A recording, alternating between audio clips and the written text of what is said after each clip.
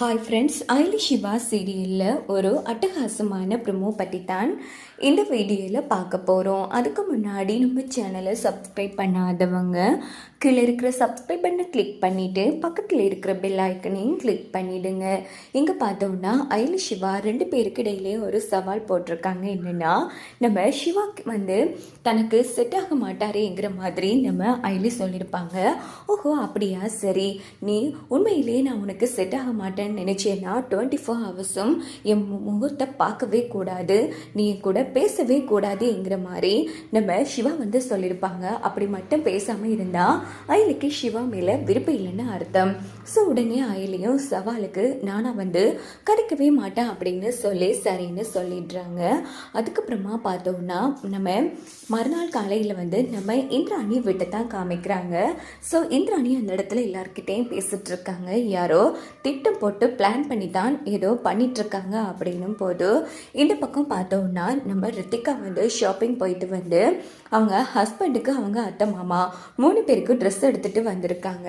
இங்கே பாருங்க, எல்லாருக்கும் எடுக்கிறதுக்கு என்கிட்ட பணம் இல்லை, அடுத்த வாட்டி எடுத்துட்டு வரேன் அப்படின்னும் போது உடனே அந்த இடத்துல நம்ம இந்திராணியோட அக்கௌண்ட்டில் இருந்து பணம் குறைஞ்சிருக்கு 1.5 லட்சம். உடனே நம்ம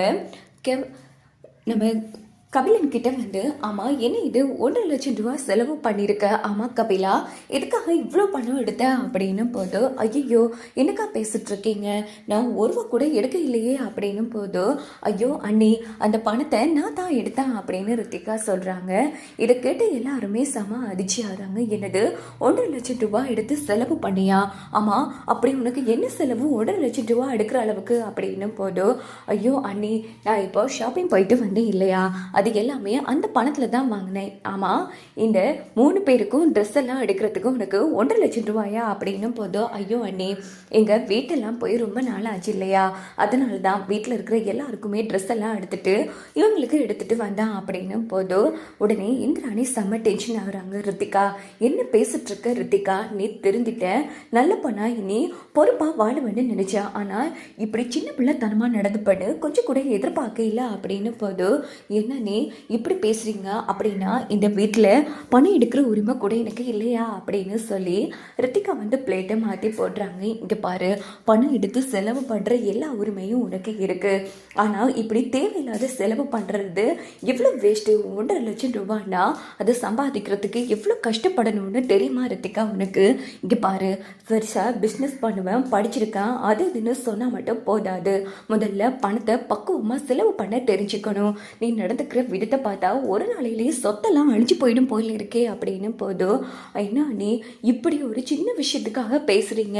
இது இவ்வளோ பெரிய குடும்பம், 1.5 லட்சம் ரூபாயெல்லாம் 1 ரூபா காசு மாதிரி. நீங்கள் என்னன்னா இவ்வளோ பெரிய பிரச்சனை பண்ணிட்டு இருக்கீங்க பார்த்தீங்களாங்க, நான் எடுத்தது தப்பா அப்படின்னு போதும். நீ எடுத்தது தப்பு இல்லை, நீ செலவு பண்ண விதம் தான் தப்பு. இங்கே பாரு ரித்திகா, இனியாச்சும் பொறுப்பா பணத்தை எப்படி செலவு பண்ணணும்னு பார்த்து பக்குவமாக செலவு பண்ணிக்கோ, புரியுதா அப்படின்னு போதும்.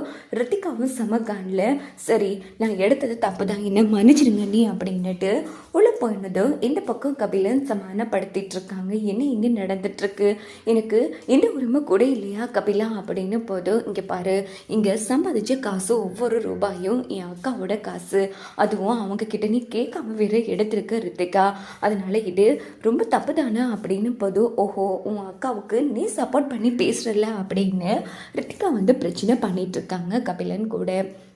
இங்கே பார்த்தோன்னா நம்ம ஐலி சிவாவை தான் காமிக்கிறாங்க. ஸோ 2 பேரும் சவாலும் ஆரம்பிச்சிட்டு இல்லையா, இந்த பக்கம் நம்ம ஐலி கதைக்காமலே தெரியுறாங்க சிவா கூட. உடனே சிவா யோசிக்கிறாங்க, ஐலி நீ என் கூட எப்படி கதைக்கிறேன்னு பாரு அப்படின்னுட்டு உடனே நம்ம ஐலி சமைக்கிற டப்பாவில் கம்மா பூசி விட்டுடுறாங்க. இதுக்கப்புறமா உன்னால் இந்த பாட்டிலை திறக்கவே முடியாது, என்னை கூப்பிட்டே ஆகணும் அப்படின்னுட்டு டைனிங் டேபிளில் எட்டி பார்த்துட்ருக்காங்க. அவன் பார்த்து ஐலி அந்த டப்பாவை திறக்கிறதுக்கு முயற்சி பண்ணுறாங்க, முடியல. இப்போ நீ என்ன தானே கூப்பிடணும் அப்படின்னு யோசிக்கும் போதே எங்கே பார்த்தோம்னா பக்கத்தில் இருந்த சொட்டியில் எடுத்தே அந்த டப்பாவை திறந்துடுறாங்க நம்ம ஐலி. இதை பார்த்து நம்ம சிவா வந்து செம டென்ஷன் ஆகுறாங்க. அடி பாவி இப்படி பண்ணிட்டாலே அப்படின்னு சொல்லி. அதுக்கப்புறமா பார்த்தோம்னா ரொம்ப நேரம் கழிச்சு போயிட்டே இருக்கு. ஐலியால் சிவா கூட பேசாமல் இருக்கவே முடியலை. இந்த பக்கம் பார்த்தோம்னா சிவாவாலையும் ஐலி கூட பேசாமல் இருக்க முடியலை. என்ன இவ விட்டா சவாலில் ஜெயிச்சிருவா போல இருக்கே அப்படின்னு யோசிக்கும் போதே என் கூடவா பேசாமல் இருக்கீங்க, இப்போ என்ன பண்ணுறேன்னு மட்டும் பாருங்க அப்படின்னு சொல்லிட்டு தனக்கு ஷாக் அடிக்கிற மாதிரி நடிக்கிறாங்க நம்ம ஐலி. இதை பார்த்து சிவா செம அதிர்ச்சி ஆகி ஓடி போய் ஐயோ ஐலி, ஐயோ ஐலி அப்படின்னு சொல்லி ஐலியை வந்து பிடிச்சதும் ஐலி வந்து சிரிக்க ஆரம்பிக்கிறாங்க. ஐலி உனக்கு ஒன்றும் ஆக இல்லைல்ல அப்படின்னும் போது எனக்கு ஒன்றும் ஆக இல்லை சீனியர். இப்போ பார்த்தீங்களா இந்த சவாலில் ஜெயிச்சதே யாரு? நான் தான். உங்களுக்கு தான் என் கூட பேசாமல் இருக்க முடியல அப்படின்னும் போது சிவா வந்து செம டென்ஷன் ஆகுறாங்க அந்த இடத்துல. உடனே ஐலி வந்து பார்த்தீங்களா நான் தான் சவாலில் ஜெயிச்சா அப்படின்னதோ சிவா ரொம்ப ஃபீல் பண்ணிட்டு வந்து உட்காடுறாங்க. சீனியர் என்னாச்சு அப்படின்னும் போதும் ஆஹா அதெல்லாம் ஒன்றும் இல்லையே, ஒரு விஷயம் தெரியுமா, நான் பாட்டுக்கு என் பாட்டில் இருந்த சவாலில் ஜெயிக்கிறேன்னா நேர்மையாக ஜெயிக்கணும். உனக்கு என் கூட பேசாமல் இருக்க முடியல ஐலி, அதனால தான் எப்படியாச்சும் என்ன பேச வைக்கணுங்கிறதுக்காக ஷாக் அடித்த மாதிரி நடித்தேன். இதுலேருந்தே புரியல உனக்கு நான் தான் செட் ஆகுவேன் அப்படின்னு சிவா சொன்னதும் ஐலி வந்து செம்மையாக முறைக்கிறாங்க. ஆஹா அதெல்லாம் ஒன்றும் கிடையாது அப்படின்னுட்டு ஐலி சொன்னதும் இங்கே பாரு இதுலேயே புரியுது உனக்கு நான் செட் ஆகுவேண்டு, ஆனால் நீ தான் அதை வெளிக்காட்ட மாட்டேங்கிற. கூடிய சீக்கிரமே நீ ஏன் உன் வாயால் சொல்லுவாயில்லே அப்படின்னும் போதும் ஐலி வந்து வெக்கப்பட்டுட்டே அங்கேருந்து கிளம்பிடுறாங்க. சிவா ரொம்ப ஹாப்பி ஆகுறாங்க. நீ மட்டும் உன் வாயால் உன் காதில் சொன்னேன்னா நான் உன்னை தாங்கன்னு தாங்குவேன் ஐலி அப்படின்னு சிவா வந்து அந்த இடத்துல ரொம்ப ஃபீல் பண்ணிக்கிறாங்க. இதோட பார்த்தோன்னா இந்த ப்ரோமோ